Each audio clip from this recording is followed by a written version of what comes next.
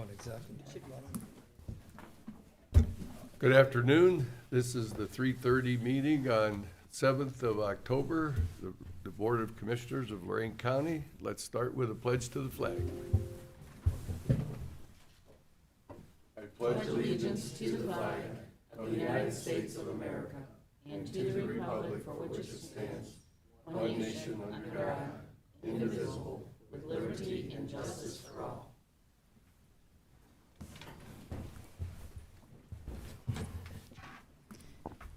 Commissioner Riddell. Here. Commissioner Moore. Here. Commissioner Gallagher. Here. We have a quorum. The first is a proclamation proclaiming October as Manufacturing Month in Lorain County. Yes, then the great deal of pleasure with this. As a prelude to the proclamation we're going to do this morning, the Chamber of Commerce kicked off the Manufacturing Month at General Plug down in Oberlin. And, you know, while we always have plans and we want to grow our economy and economic development, it's really nice to sit down and talk about somebody who's been here 70 years, who has kept manufacturing going in Lorain County while others have left and are setting the stage for us to attract new industry because of their reputation and sustenance for this as an area. So I'm proud to read this proclamation in the matter of Manufacturing Month in Lorain County. Whereas the state of Ohio has designated October as Manufacturing Month to highlight the career potential and manufacturing sector for students and individuals transitioning in the workforce. Where Lorain County has a long and proud manufacturing heritage dating back to shipbuilding in 1819, steel production in 1894, and automobile manufacturing in 1904, supported by nationally recognized educational institutions including Oberlin College, founded in 1833, Lorain County Community College in 1964, and the Lorain County Joint Vocational School in 1971. And whereas more than 22,000 individuals are employed by over 400 manufacturing companies in Lorain County, contributing significantly to the region's economy. And whereas with nearly 80% of the baby boomer generation projected to retire in 2030, there is an urgent need to prepare a new generation of skilled workers to ensure the continued strength and innovation of American and local manufacturing. Now therefore it be resolved by the Lorain County Board of Commissioners that October be designated as Manufacturing Month in Lorain County in recognition of our job creating manufacturers, their dedicated employees whose work reaches markets around the world, and the educators equipped to the next generation with the skills to succeed in this vital industry. The signature is the 7th day of October. Thank you. Okay. The next Well, proclamation. he actually Oh, delivered it this morning. You guys were at an event where you delivered this, right? So, Yes. so, Yes, we did that this morning at 8:30 at General Plug in Oberlin. The next proclamation is in the matter of recognizing October 15th, 2025 as sudden unexpected death in epilepsy, SUDEP, in Lorain County, Ohio. Whereas epilepsy is characterized by reoccurring unprovoked seizures that and affects 3.4 million Americans. At least 50% of the total population of individuals with epilepsy will have started having seizures at less than 20 years of age. And whereas SUDEP, sudden unexpected death in epilepsy, is recognized October 15th as a day of international action, when families and advocates advance action to figure out the why of sudden and unexpected death in epilepsy, in Ohio, legislation was passed to recognize the 26th of October as Sudden Unexpected Death in Epilepsy Awareness Day. The goal is to encourage open conversations, increase education, and highlight research needs to help prevent SUDEP, and whereas the goals for this day are to encourage people with epilepsy to learn about SUDEP and their individual risk, motivate research, and to honor the lives lost to the common form of death in epilepsy. And whereas this year's theme is Our Risks, Our Rights, which emphasizes the community's right to access vital life-saving information, empowering individuals and families by encouraging critical conversations about the risks we face and the rights we have to be informed. The theme also gives Hevered families to perform, to have the questions answered and the case or the cause of the loved one's death acknowledged. And whereas, while the cause SUDEP may be unknown, there are ways to lessen your risk. First, take every step possible to control your seizures. Second, know your risks. To do this, you and your doctor and healthcare team need to talk about it. Talking about epilepsy can be hard to do. People may feel that others won't understand seizures and epilepsy, or maybe you are afraid of being treated differently by others. Unfortunately, stigma about epilepsy still exists. Talking about SUDEP can even be harder. Who wants to think about risks of dying? How are you to know if it even pertains to you and what the questions to ask? And whereas all of us, whether we have epilepsy or not, should know the health risks so we can know what we face and how to improve our health. Knowing that you or a loved one is at very low risk of SUDEP can be just as powerful as knowing that you are at high risk. Now, therefore, be it resolved by the Lorain County Board of Commissioners does hereby recognize and bring awareness to SUDEP, a rare but devastating consequence of epilepsy, and promote risk reduction. Let this day serve as a platform to remember and honor those who have lost their lives to SUDEP, and to advocate the research and initiatives that can reduce its occurrence. From all three board commissioners, Jeff Riddell, Dave Moore, and Marty Gallagher. And we do have an individual here that would like to speak about this cause, and I'd like to present you with this as well. So do you want to come up, introduce yourself on the microphone, and Go ahead. he's going to talk about it. Thank you, Honorable Commissioners of Lorain County, and Commissioner Gallagher, thank you for spearheading this effort.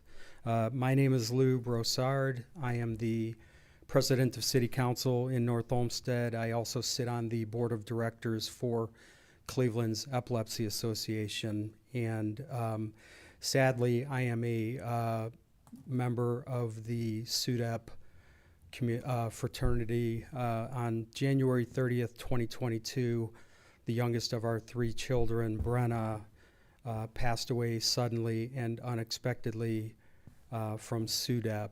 And this awareness campaign that we are undertaking right now is because, I'll paint you a picture, for our oldest son was diagnosed with epilepsy at age 4 in 1996. Brenna was diagnosed in 2012 at the age of 15. And then when she passed away in 2022, we had been seeing specialists and doctors for 26 years for two kids, at least twice yearly visits. So we had at least 50 doctor visits where doctors had the opportunity to tell us about this thing called SUDEP. We were never informed. We only found out about it a week after her funeral, when we were invited down to the Epilepsy Association of Cleveland to see their work and what they were all about. And the first thing out of their executive director's mouth was, "Lou, Joni, was it SUDEP?" And we just looked at each other, had never heard the term before. So we did a lot of research and found that for some strange reason, it's a taboo subject with neurologists and epileptologists who treat epilepsy patients. They consider it rare, so they don't want to unnecessarily burden their patients with fear and have them living in fear. I would argue that it's really not that rare.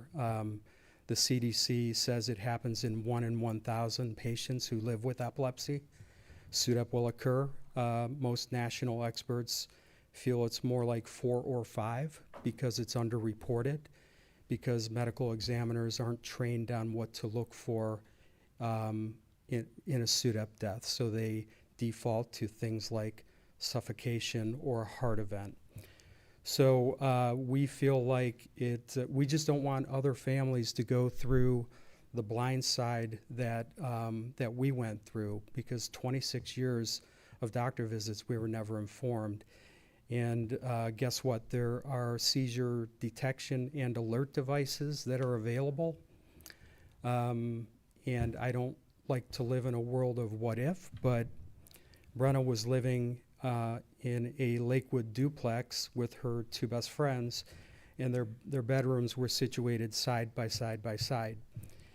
And if we had been informed about SUDEP, I guarantee you she would have been wearing a detection and alert watch. It looks just like an Apple Watch. And perhaps her 2 roommates who slept through her death would have been alerted and would have been able to render life-saving aid. So I appreciate you. I appreciate this proclamation so much, because I guarantee you there are scores of Lorain County residents who are also living with epilepsy and who probably don't know about this thing called SUDEP. So thank you so much for your participation in this.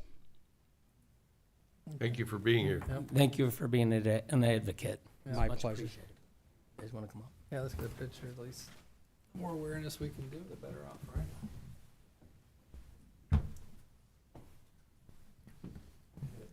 And Mark Adams is here. Talk to him yet. I would say. In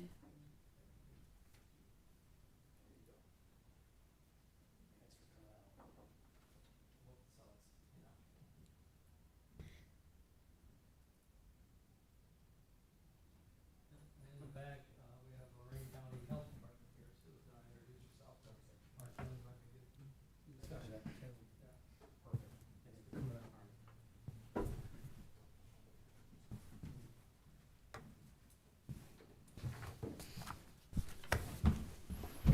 Of course, you are in city council, right? So you know how long these meetings can be, so, okay. Yeah, I've got a meeting this evening, as a matter of fact. Okay. Okay, under resolutions, number 1, investments. Move to approve. Second? Discussion. Commissioner Moore? Aye. Commissioner Gallagher? Aye. Commissioner Riddell? Aye. Number 2, appropriations. Move to approve. Second? Discussion. Commissioner Moore? Aye. Commissioner Gallagher? Aye. Commissioner Riddell? Aye. Number 3, transfers. Move to approve. Second? Discussion. Commissioner Moore? Aye. Commissioner Riddell?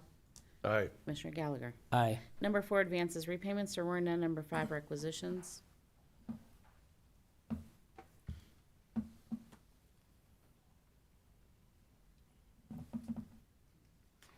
And Victor, can we have page 2?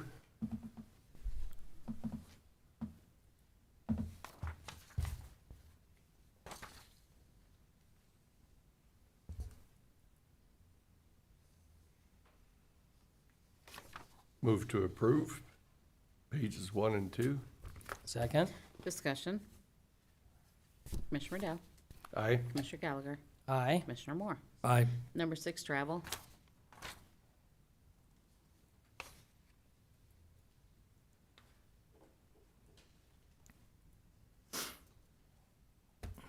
Move to approve. Second? Discussion. Yes. Here's a quick question. When we're doing travel, I mean, it doesn't show what accounts they come out of. Does it come out of like the treasurer's account? Is there separate accounts for travel, or does it all come out of general fund?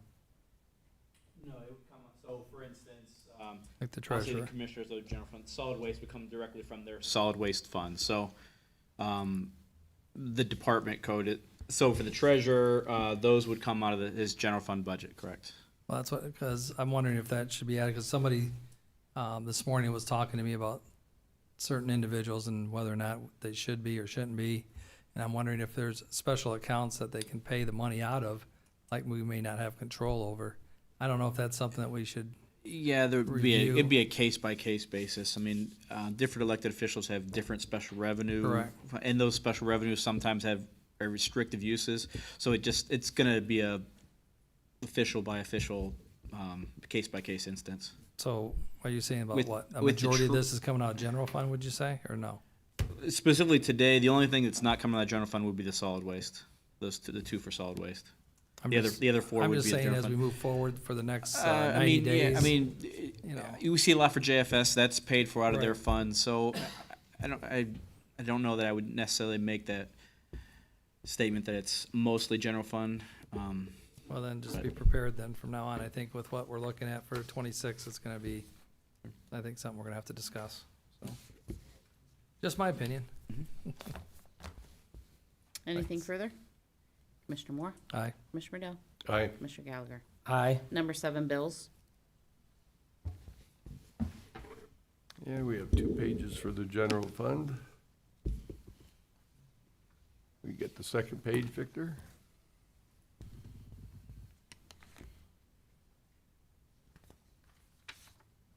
And pages 3.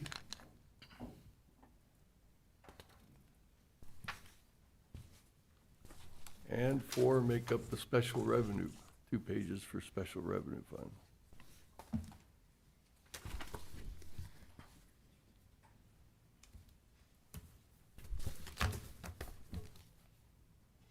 Motion to approve the bills, pages 1 through 4. Second. Discussion.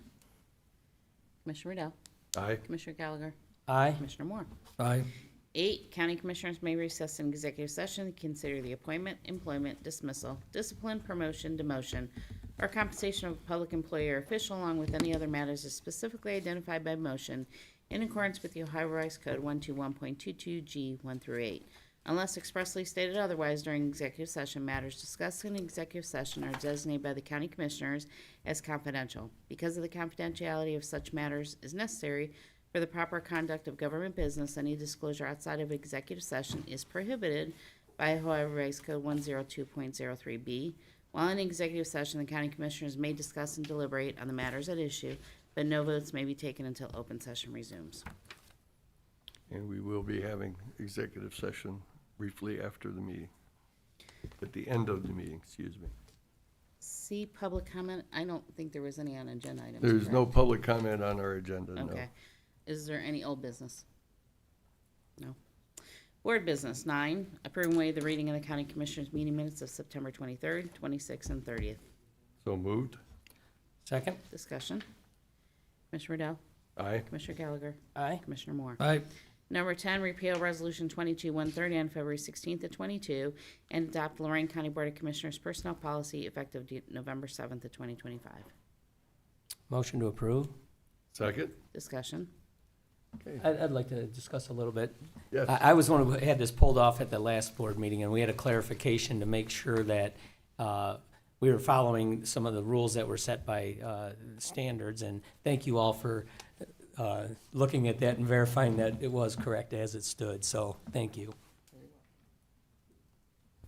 Elise, would you like to speak to the effort?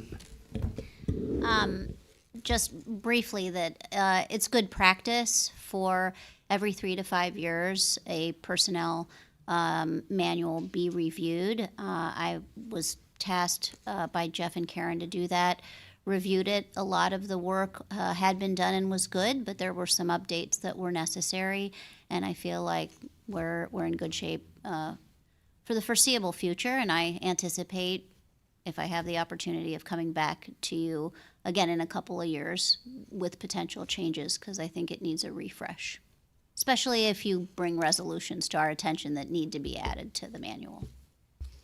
Nice work. Thank you. Nice. Is there a process for, educating the employees on the changes in the manual? Yes, so we will be sending out and making available to our employees in NeoGov access to the memo that outlines the changes, and then they will have to sign acceptance of the updated manual. We will share the manual with the other elected officials, but clearly they're not mandated to use it. It's just, I think it's been past practice to share it with them in the event they have any interest in some of our policies. Thank you, staff, for continuing to lead, even if once in a while we look behind us and there's nobody there but us. Anything further? Commissioner Gallagher? Aye. Commissioner Dell? Aye. Commissioner Moore? Aye.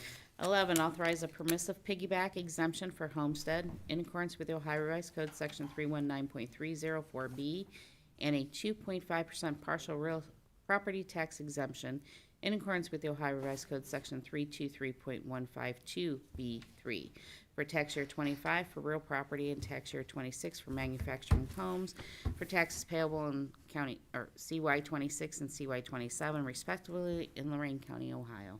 So moved.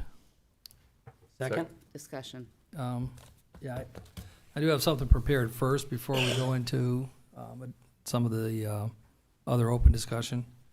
So I'd just like to, I had some words prepared. So when the state of Ohio passed its most recent budget, it included kind of a new authority for county commissioners to take steps towards reducing the excessive increase of property taxes for homeowners in Lorain County.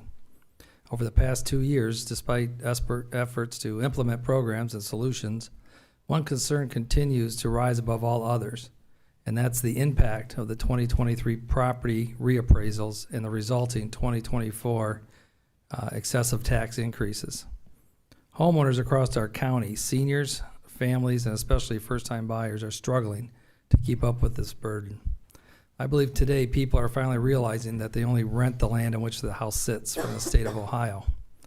It appears that more and more decisions will be placed in the hands of your local elected officials in the future, making it even more crucial to get involved and understand how our government is funded and what services are provided.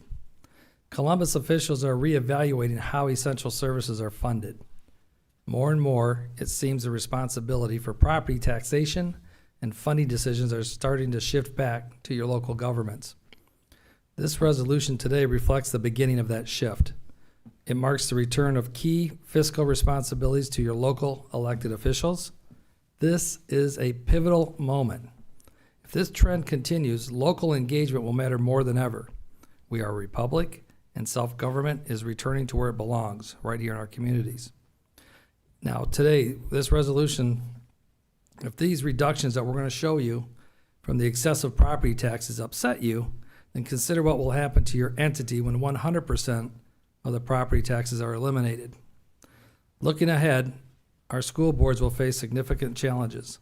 Public education receives the largest share of your property tax dollars, and how we fund our schools will be at the center of our future discussions. To those who believe the recent petition drive around property taxes is destined to fail, I urge you to think again. When Ohioans fully understand how their tax dollars are being used, I believe they will support a constitutional amendment that reflects fairness and local control. The people of Ohio are paying attention, and they are ready to act, as we are today also ready to act. So thank you for that prepared statement. I'm just one of three right now, so. Thank you. Yeah. I have one as well. Marty? Yes. The rising cost of property taxes has placed a burden on our homeowners across our county. And we recognize how deeply this issue impacts our families and communities. We and our team have been working tirelessly to find meaningful long-term solutions. One important step forward is the proposal to double the homestead tax exemption and the owner-occupied credit, a measure designed to provide immediate financial relief to homeowners and to help stabilize housing costs. By taking this action, we are not only easing the strain of property owners today, but also helping to ensure that housing remains affordable and attainable for generations to come. I got some. Want me to just start bringing up the paperwork, or no? You want to say something, or are you good? Go ahead and finish Okay. the paperwork that supports your comment, and then I'll Okay. close. Okay. Casey, did you get that over to Victor? Okay, yeah, okay, well, okay, I was gonna do this at the end, but, okay, this is the homestead exemption for Lorain County. And I'm not gonna go into too much detail. I wanted this on the screen. I've actually talked to seniors. When we first started talking about this a couple weeks ago, I was when I'm on the street talking to other people, saying, hey, what do you think? What do you think? And everyone said, well, I don't qualify for a homestead exemption. So what good is that for me? Well, as we dug in deeper and deeper, I realized that we also have an owner-occupied credit. And that's 2.5% for everybody that is an owner-occupied homeowner. So if you want to apply for a homeowner tax exemption, this is how you do it. You can take that off, Victor, now. So, now, okay, wait, okay, well, let's see. Well, first of all, so that's what that is, okay? So in the meantime, just to explain the homestead exemption and the owner-occupied tax, what happens is it's about $17.2 million that we get from the people of Lorain County receive. It's a $17.2 million in tax credit for homeowners. And what happens is the schools, I'm going to show you who all benefits financially from that here with these 8 pages that I'm about to show you. So what happens next is the state of Ohio then reimburses all our entities. They reimburse the county, they reimburse the schools for that $17.2 million. So there's no net loss. Some of the questions as I was out at the township trustee meetings, they're saying if we double, it's called the piggyback, but if we double the homestead and if we double the owner-occupied tax, then the rest of the people are going to have to pay for it. Not, and there was so much confusion. That's not true. What really happens is that if we double this, which is the piggyback today that we're discussing, then it's a reduction for those taxpayers that qualify, which is over 19,550 people today in the homestead. But every homeowner that's owner occupied will also get to double their owner occupied tax credit. It may not be a lot, but it's enough to sit there and say that this is what the law allows county commissioners to do. And so that's what we're going to do, hopefully today. So if you don't mind printing that up first. Okay, this is a list of all the townships, cities, and villages. So to let you know how I took what K.C. Saunders went to the auditor's office and got it all on 2 pages, and it was extremely busy to read. So I said, let's divide this up into 8 different categories. This is category number 1. So for example, if you take a look at the top, it says Amherst Township. And their 2024 collection's really the 2023 valuation. It takes a year to collect it. $794,000 is what they got. So when we had that excessive increase that we all experienced, their increases came up to another $159,000. So by implementing today, by discussing this resolution, there's an adjustment, and that's what we're doing. We're adjusting the excessive increase from 2 years ago. So, for example, Amherst Township, it still has a net gain of $124,000. So this document, and I'm glad it's on the screen so people can either screenshot it or save it. It tells you what is going on in your cities, townships, and villages. So if we go to the next page. Okay, this tells you the county libraries and how much money they receive in collections from your property taxes. So they're still having a net gain of $234,000, except for 3 of them are losing some money there from those increases. So this is just your libraries that receive property taxes and how much they get. Next page, please. This is your JVS schools. You thought maybe we just have one?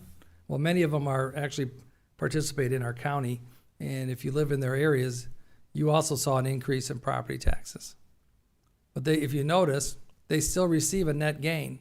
For example, JVS still received a $3.8 million gain after we double the homestead and double the owner-occupied credit. Next page, please.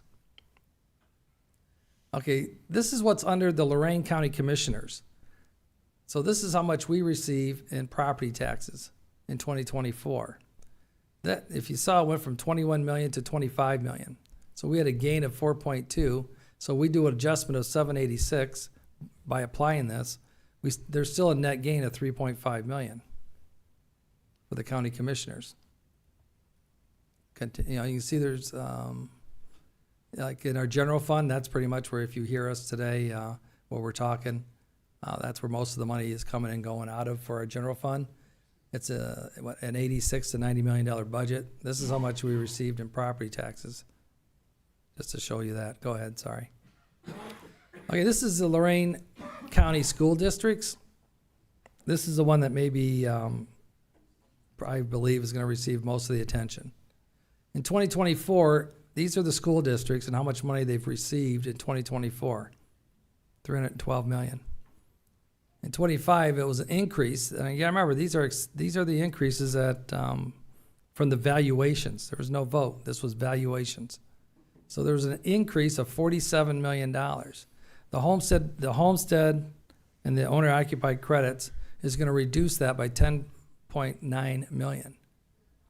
The bottom line here is there's still going to be an increase of $36 million. So what we're doing is we're taking a look at what we can do as your county commissioners, and we evaluated that since the state of Ohio on June 30th allowed the county commissioners to have this ability, this is what we're discussing today. This is homestead exemption and owner-occupied credits. The problem, we see Olmsted Falls, you'll see Strongsville, Vermillion. The reason why those are red in the negative is because their school districts are not only in Lorain County, but in Cuyahoga and in Erie County. The next page, I think, or is that it? Okay, these are other county agencies that are not under our control. We may be able to appoint board members, but this shows you how much of your property taxes are collected and goes to the college, Metro Parks, Children's Services, developmental disabled. I mean, this is where your money's going. So it shows that they had an increase of over $7 million. We're adjusting it by 2.4 with the vote today, but they're still receiving a gain of $4.9 million. I think that, one more. Oh, sorry, Mark. Mark, maybe this is the first time you're seeing this. I don't want you throwing something at me. So this is basically the health districts. So we actually participate in the fire for Wellington Community Fire and an ambulance district. So they had a 5.6. They had an increase of 253,000. We're adjusting 94, so they're still getting increases, but it's a $158,000 increase. These are TIFs, tax incentive financing. I think that was it, right? Yep. So the effects of this resolution, I wanted to break it down instead of one page because when I got the one page, it was way too busy. We tried to simplify it to the different areas on what the effects of today's resolution will have and impact everybody as they move forward for their budget for 2026. The thing is, we only have the opportunity to do this between October 1st through October 30th. But we have to have enough time to let the Budget Commission know, and we're voting to advise the auditor on how to move forward. Some counties are choosing not to do this. Some counties are choosing to do part of it, maybe just the homestead only, and maybe just the owner-occupied credit. The resolution today talks about both and doing both. And it would be, if we do it this month, then it counts immediately for our homeowners for 2026. And they'll see the adjustment on their tax bills. But again, I threw all that information, all that data out there to show everybody how much you're getting in real estate taxes for everybody and what they're receiving. And if you, again, what I said in the beginning, if you don't think this petition drive is real, then you're going to be unprepared. So I'm hoping that this wakes up everybody that I just went over and say, look, we need to start educating the public on how we fund our government. How are we going to be funded as a government? And right now, I think this debate, hopefully today, will expose, it shows a lot of money that's going back and forth, but I think it also shows you how serious this petition drive is and how serious I believe it will be on the ballot. And the ramifications if it passes, and that responsibility is going to fall back to the schools, to us as Board of Commissioners, and to each village and each city.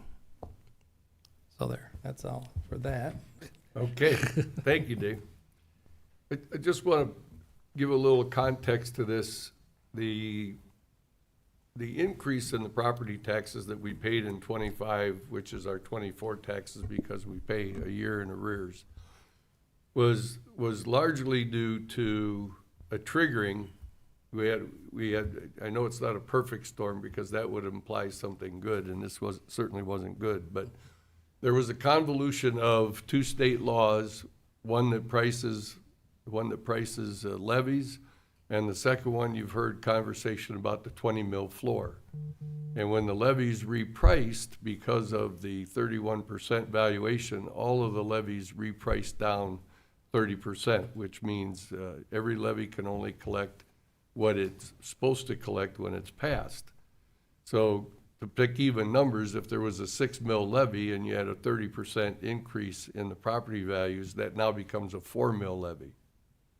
And as those levies got reduced, we triggered the 20 mil floor, which was another animal enacted by the state legislature at the time to solve a problem that was occurring at that time.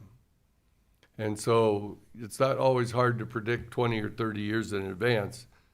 But what really triggered this was the hyperinflation of COVID, where supply chains were interrupted, people were not working, product was not available, prices soared, new construction soared, which raised the price of existing home stock because if a new home goes up, the used home, a pre-owned home goes up as well. So I think I worked on the Board of Revision this year, and I heard people talking, and our tax rate shows that Lorain County residents believe in paying their taxes.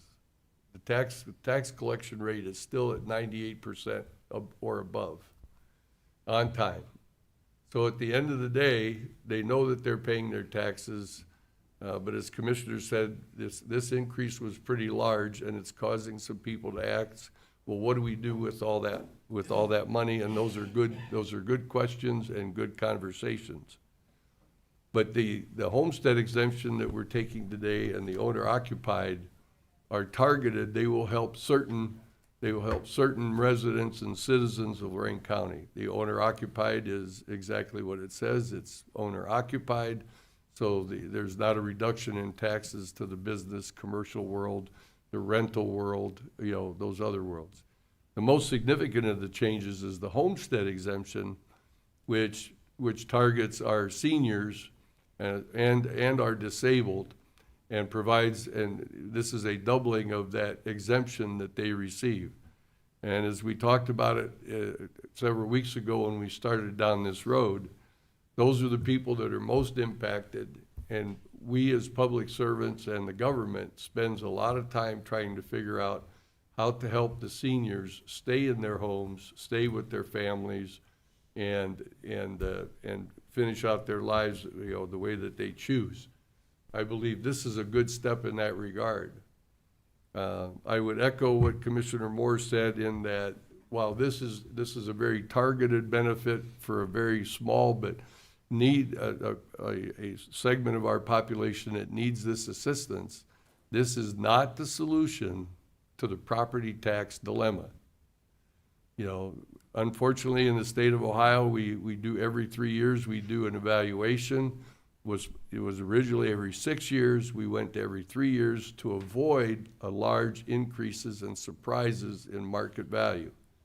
If you look at this tax, the increase that came between the 3-year and the last adjustment was the 3 years of COVID and extreme hyperinflation in a lot of things, but especially construction.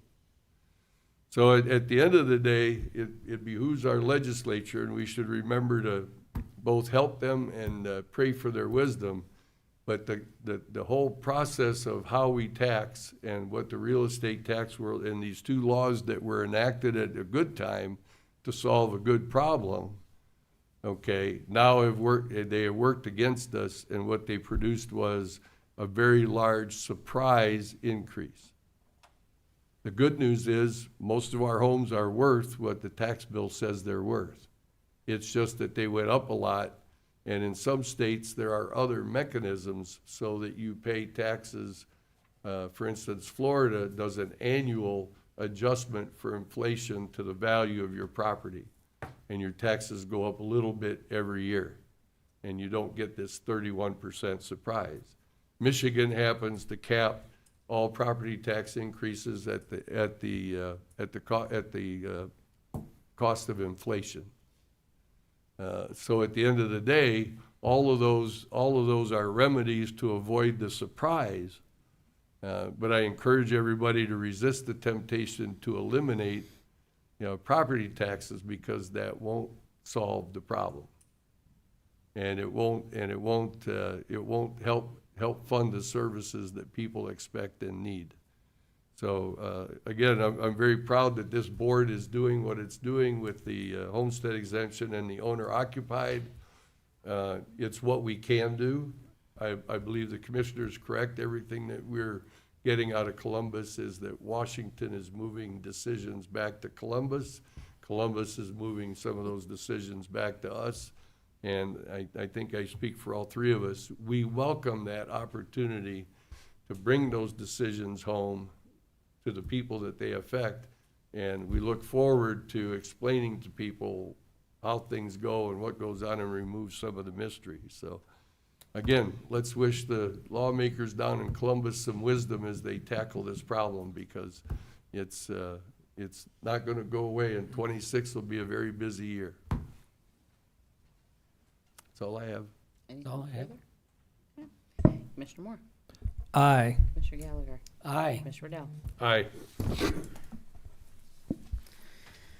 Number 12, request Lorain County Budget Commission to approve the movement of inside millage from bond retirement to general fund. Current millage is 1.2 to general fund and 0.40 to bond fund. New rates will be 1.4 to general fund and 0.20 to bond fund. So moved. Second? Discussion. You wanna let Casey weigh in before we do? Go ahead. Go ahead. I'll let you weigh in. Okay, that's why they give me this. I know, that's why you got the big hammer. Casey?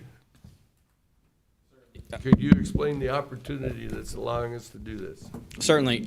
So, as was kind of alluded to earlier, our inside millage for the commissioners is 1.6 mils. That is up to your discretion based off current debt service obligations that we have, of how we split up that 1.6 mils. Over time, we've accumulated a carryover in the debt service fund that will allow us to kind of shift that millage around and shift more of those funds directly to the general fund this upcoming year and eat into that carryover a little bit in the debt service based on our upcoming debt obligations that we have in 2026. So again, just an opportunity for us to reallocate those funds directly to the general fund. Very good. I think this is not to be confused with our previous conversation on property taxes, other than that's where the inside millage comes from. And the county experienced the same increase in revenue that everyone else did, the 31%, which put us in a situation where we had more money than we needed for debt service. What this does represent is a continuing effort on behalf of the commissioners and our administrative team to look at every account line by line and look at where there are dollars that we could move and shift to take care of current obligations. This is about a little over $2 million, which will go a long ways towards meeting our budgets for 26, and is not to be confused with the real estate tax issue. It's merely we had a surplus in one fund that we don't think we're going to need for a while, and we moved those. We are moving with this resolution, moving that money into the general fund where it can be allocated to the other entities that we fund through the general fund. Yep. Commissioner? Yeah, basically what we're doing is, we're short for next year in the general fund. And everybody knows it, and we've all been working on it as we speak. But this alleviates that, supposedly $16 million shortfall that we have. And that's the kind of work that Commissioner Riddell was mentioning, and Commissioner Gallagher and myself, we're all three looking at different ways to come up with the shortfall before I think we've already sent out emails, or we will be sending out emails to everybody in regards to their requests in July. Because it's time for the other elected officials to start taking a look at their budgets, their revenue streams that they receive outside the general fund, and see if they can actually do the same thing that we're trying to do here, which is, we're turning over every stone to find what we can get, and we're trying. And this is a huge, huge move. So I'm glad we're at least, hopefully the public realizes we're doing the best we can to find as much money as we can within what we can legally do. So. Marty? No. No. I would just close by saying this is not smoke and mirrors. This is budgeting 101. And we're leading by example, and we hope the other electeds will follow and look for dollars that they can use to help satisfy their request or reduce their requests. But the commissioners are leading by example. If we expect everybody else to hit a budget and keep it, then we feel we should be at the first in that line. Anything further? No. Okay, Commissioner Moore. Aye. Commissioner Riddell. Aye. Commissioner Gallagher. Aye. 13, adjust salary of Vaughn Sprinkle at bailiff, Larry Municipal Court, which reflects the county's 2/5 share. A longevity increase is effective October 1925, and his biweekly rate is $1,180.87. So moved. Second. Discussion. Commissioner Moore. Aye. Commissioner Gallagher. Aye. Commissioner Riddell. Aye. Job and Family 14, authorized lease agreement with JFS and Quantent Leasing USA, Inc.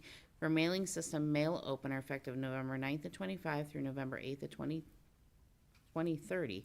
The annual cost is $9,327.24 per year, with $777.20 per month will be paid from the equipment lease account. So So moved. moved. Second. Discussion. Commissioner Moore. Aye. Commissioner Gallagher. Aye, sorry. That's okay. Commissioner Riddell. Aye. I thought maybe I did it again. He and I'm was looking at my waiting for thing. Chris. He's not here today. It's the first time Chris has missed his item, so. Right. 15, authorized purchase service agreement between JFS and Gateway Confidential, Inc., Cleveland, to provide on-site shredding services. Agreement is effective from November 1st, 25 through October 30th of 2030 at a cost of $153 weekly from 11/1 of 25 to 10/30 of 26, $157 weekly from November 1st, 26 through October 30th of 27, $161 weekly from November 1st to 27 through October 30th to 28, and $165 weekly from November 1st, 28 through October 30th of 20, and $169 weekly from November 1st of 29 through October 30th of 30, and will be paid from the contract services account. So moved. That was a tongue twister. That's why I didn't read all the other stuff. Yeah, I was like, second. Discussion. Yes, I would like to remove this from the agenda if I can. The reason why is we had conversations over the last couple of days with Solid Waste. They bought a brand-new shredder truck, and in doing so, we're seeing if the government allows them to shred it with our brand-new shredder truck or our used one and bring it over to Solid Waste. So until then, I'd like to put this on pause if we can, until we find out if the federal government allows it. I don't see any reason why you shouldn't be able to go ahead and put this on pause. If there's no timeline requiring any kind of a contract to be signed, there's no reason for the board to act today, so. Well, we have till the end of October, and that sounds like a fairly simple question. Well, did this go out to bid? Yes. Well, then, I'm gonna have to remove my second, because if we turn it down, then we're gonna start all over in the bidding process. So, I think I'll look over at you, because if this went out to bid, and we got a motion on the floor and a second right now. So, what's best for the young lady who has to type up the minutes? What makes it easier for you? I mean, you can just withdraw your motion and second and just hold till next week or 2 Yes. weeks from Yeah, now. then I'll I mean, withdraw that's all my- you I can think do, you're yeah. right. Okay, We don't wanna unnecessarily harm the low bidder. Correct, There's so, no- I'll withdraw my second. There's no RFQ. I'll withdraw the first. Okay. Yeah, Fortunately, Chris Cabot recognized this as an issue, or Director Cabot, and he mentioned it to us that they were doing the shredding, and, you know, us doing solid waste, buying a brand-new shredder and having the old one, we were really gonna try and be able to utilize our current system to get rid of it, instead of spending 10 grand a year. And we'll hold till 2 weeks from now. Hold. Yeah. Yep. All right. Under the engineer 16, enter in consulting service agreement with Unithix Inc. in the amount of $49,500 to assist with professional engineering design services for Lorain County Engineers Office in 2025 and for road and bridge projects. This is paid from the engineer professional service account. So moved? Second. Discussion. Commissioner Gallagher. Aye. Commissioner Moore. Aye. Commissioner Riddell. Aye. County administrators. No report. Holy smokes. Clerk's report. I believe we have a visitors bureau meeting this Thursday at 8 a.m. Oh. So hopefully it'll go out tomorrow. Okay. That's it. Board correspondence. Move to waive the reading of the board correspondence. Second. Discussion. Yes? Yes. I would like to point out item number 9 on the board correspondence. Lake County Board of Commissioners extended their strong support for a community-driven initiative to transform the former Avon Lake Power Plant site into a public accessible asset that will benefit all residents of Lorain County. I would like to also mention the region, the state of Ohio, and Lake Erie. This is a very monumental project. Together, they can turn the opportunity into a lasting legacy that benefits our residents and preserves the natural beauty of Lake Erie. Not only do I wish to thank Lake County Board of Commissioners, but I'd also like to thank Mayor Jack Bradley, City of Lorain, Mayor Rocky Radiff, City of Sheffield Lake, Mayor Megan George of City of Lakewood, Mayor Georgine Wello, City of South Euclid, and Cuyahoga Planning Commission Hillcrest, counties, Erie County Board of Commissioners, Ottawa County Board of Commissioners, Huron County Board of Commissioners, Lorain County Metro Parks, Senator Nathan Manning, Grace Galucci, President of NOACA, and all of those gave us letters of support to help this process go through, where we can make that a community property with potential development for some economic development in there as well.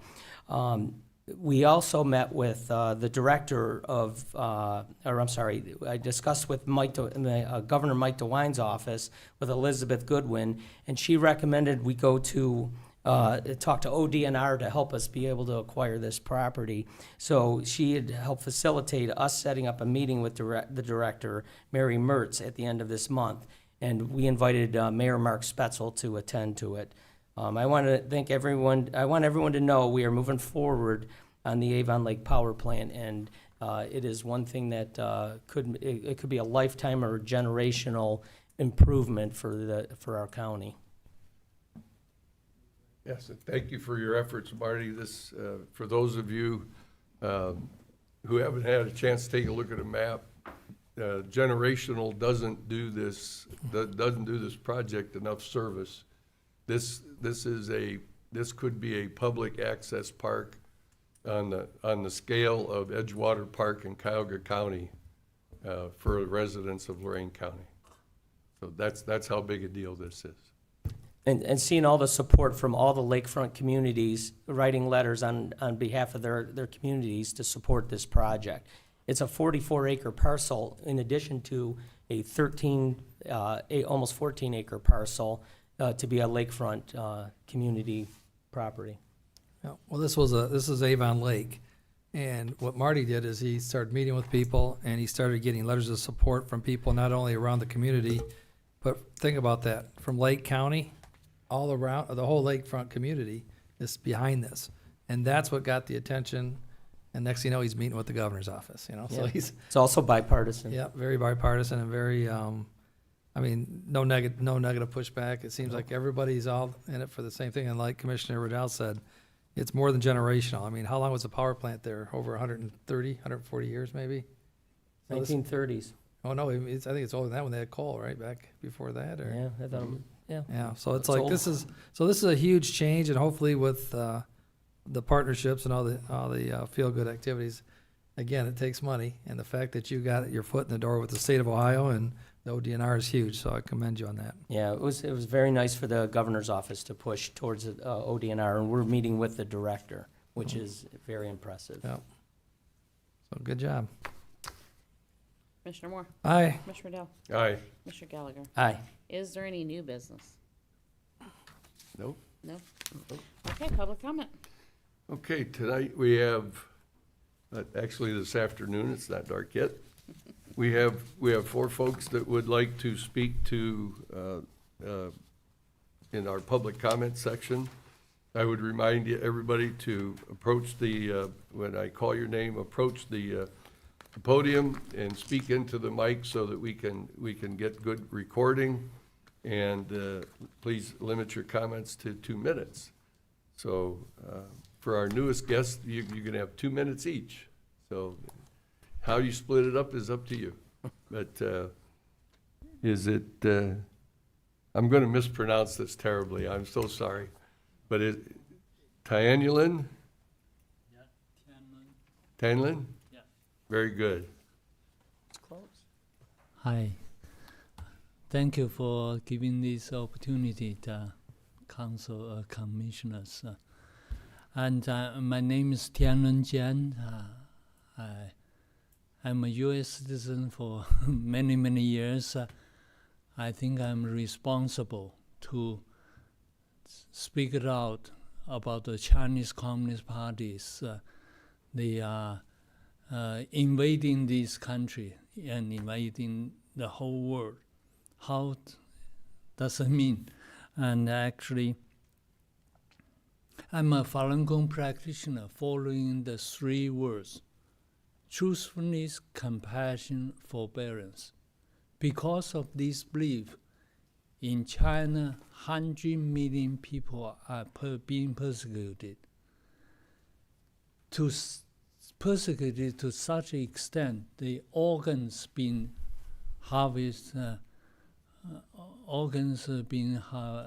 Harvested. And one example, in the United States, last July, Chen Peimin, who escaped from China after he had been organ harvested for part of his liver and part of his lung. And during the second operation, he escaped from the operation room. And then the U.S. Undersecretary of the State Department helped him to escape to the United States. However, in the United States, he frequently had been followed, watched, and his car's been slashed, and also his home is being ransacked. He doesn't feel safe. This is not only for him. In Ohio, in the OSU campus, Falun Gong practitioners, simply because their cars has 3 words: truthfulness, compassion, and forbearance, their cars being slashed. And in my home, my wife text message to me, but I didn't know she was upstairs, I was downstairs. She said, "You missed a telephone number when I emailed to the senator." And then immediately she got a Chinese message in Chinese, and there's a picture, Chairman Mao's picture. That tells you that the person is from the Chinese Communist Party. And there are many, many such things. And the Chinese Communist Party is using the propaganda to control the whole country. Before we came here, we didn't know anything about the outside world, about U.S., about what they said is U.S. is terrible, and terrible. And communist is terrible. And Falun Gong also different Falun Gong, different Shen Yun. And even the Chinese who live in the United States, they are brainwashed. How did they brainwash? Because 95% of the Chinese media, newspaper, radio, and television are controlled by the Chinese Communist Party. And also the Chinese Communist Party influenced the Western media, bought all the ads in New York Times, Washington, D.C., and the whole page. So people read it and thought, oh, it's an American newspaper. That's wrong. And also, well, there are too many things. So even if you have a Chinese colleague, he may not speak. Living here for 30, 40 years, he may still think in the CCP's view without understanding, without thinking he's doing that. Because they are completely dominated by the Chinese Communist propaganda. Yeah, and also for Shen Yun, it's such a great show, but the Chinese Communist Party do not choose to see. It's an American family, but during the last 2 years, they sent out bomb threats and mass shooting threats, 250 occasions in 40 countries. They did that. Even in Kennedy Center in February this year, the performance was going on, was setting up, and they sent this. And it was disrupted and everywhere. Well, we thank you for bringing that to our attention, and I thank you for the written material that you brought with you as well. Yeah, thank you. And Lisa, not only that, and Lisa, the printout about Yes. 20 areas they are infiltrating and influencing. Each topic, there are too many to talk. Okay. Thank you. Thank you. Thank you very much.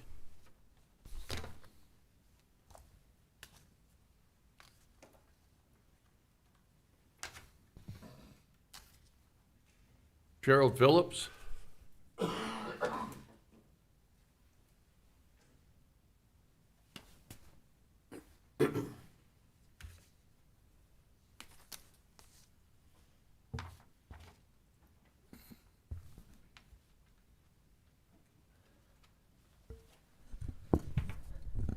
Gerald Phillips in the beautiful city of Avon Lake.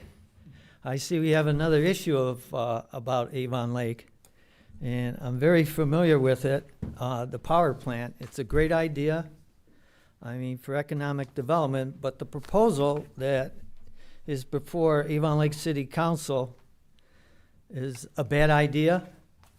It's not the best proposal. The only thing worse is the clear water, or I call it dirty water. So the person who bought the power plant is Avon Lake Environmental Redevelopment Group, or the acronym is ALERG. And the proposal is to give them a TIF, say 60 million. 15 of that TIF is going to let the city buy the land. 15 is going to improve the land of the park.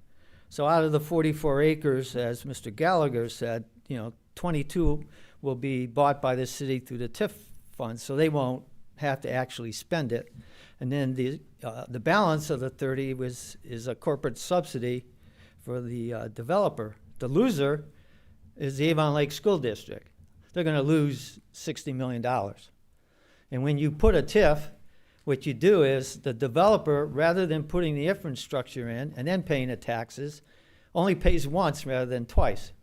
Now, there's a proposal that, to rezone that property to a zoning classification, 1219 overlay, and in that zoning classification requires the developer to put in 50% green space. So he puts it in at his cost, the city doesn't have to pay for it, and the school district doesn't lose $60 million in tax revenues.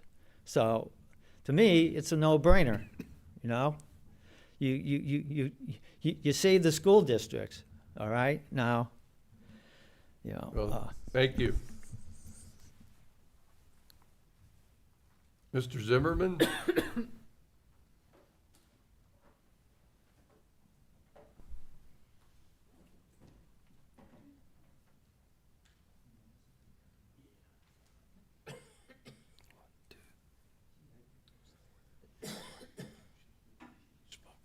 Oh, okay.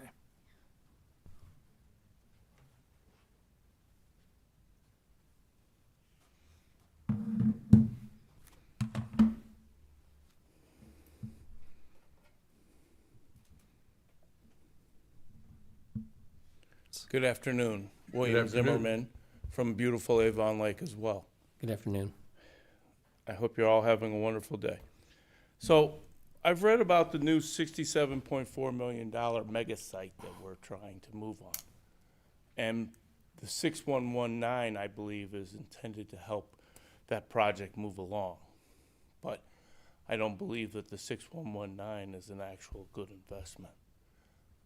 The reading and the researching that I've been doing saying that some of that money is going to go towards Vermilion's water so they can move down the west side of the county to try to build better infrastructure and give an opportunity for development that way.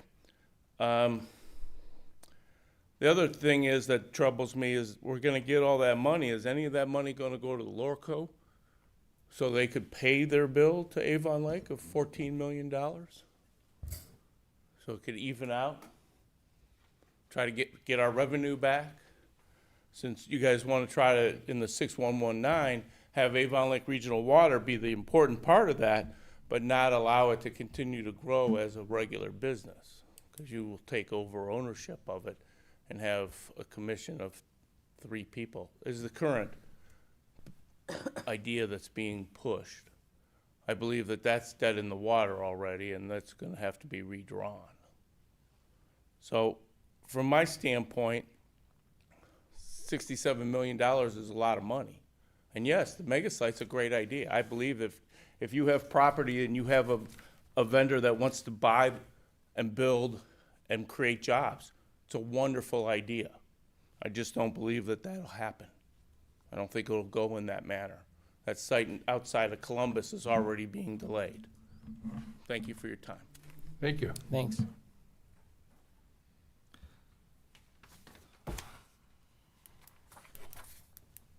Having completed our agenda, I would like to move to recess to executive session to discuss personnel issues and pending litigation. And I'm just looking out, yeah, so we're talking about personnel situations, correct? And we're gonna talk about potential litigation and potential real estate, issues. I'll make a second on that. Discussion. Commissioner Riddell. Aye. Commissioner Moore. Aye. Commissioner Gallagher. Aye. Thank you all for coming in. Thank you. Thank you so much for coming in. Thank you.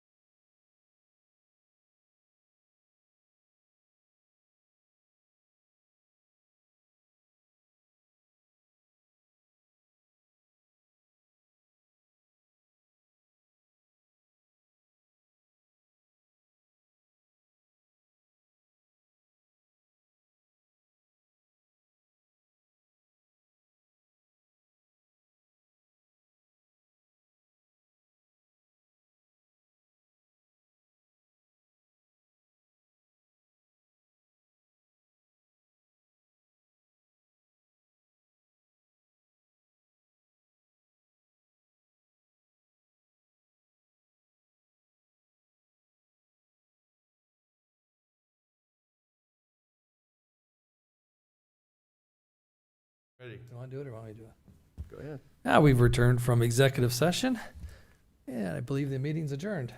No further business, meeting is adjourned. All right, have a good day and a pleasant tomorrow.